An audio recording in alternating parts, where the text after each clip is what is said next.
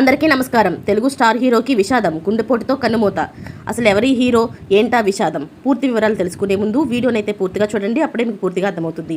అదేవిధంగా చాలామంది సబ్స్క్రైబ్ చేసుకోకుండా వీడియోని చూస్తున్నారు, దయచేసి సబ్స్క్రైబ్ చేసుకోండి. సబ్స్క్రైబ్ చేసుకోవడం వల్ల నేను చేసే ప్రతి వీడియో అప్డేట్ మీకు ముందుగానే నోటిఫికేషన్ రూపంలో వస్తుంది. అదేవిధంగా లైక్ చేయడం మర్చిపోతున్నారు, దయచేసి లైక్ చేయండి.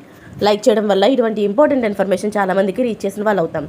ఇక లేట్ చేయకుండా వీడియోలోకి వెళ్ళిపోదాం. ప్రముఖ కమీడియన్, విలక్షణ నటుడు రాజేంద్ర ప్రసాద్ ఇంట్లో విషాదం చోటు చేసుకుంది. రాజేంద్ర ప్రసాద్ కూతురు గాయత్రి, ఆమెకు 38 సంవత్సరాలు, ఆమె గుండెపోటుతో చనిపోయారు. నిన్న కార్డియాటిక్ అరెస్టుకు గురి కావడంతో హైదరాబాద్లోని ఏఐజీ ఆసుపత్రికి తరలించారు. అక్కడ చికిత్స పొందుతూ ఆమె కన్నుమూశారు. రాజేంద్ర ప్రసాద్కు ఒక కుమార్తె, ఒక కుమారుడు ఉన్నారు. బిడ్డ మరణంతో వారి ఇంట్లో విషాదం నిండింది. గాయత్రి మృతిని తట్టుకోలేక రాజేంద్ర ప్రసాద్ కన్నీరు మున్నీరు కనిపిస్తున్నారు.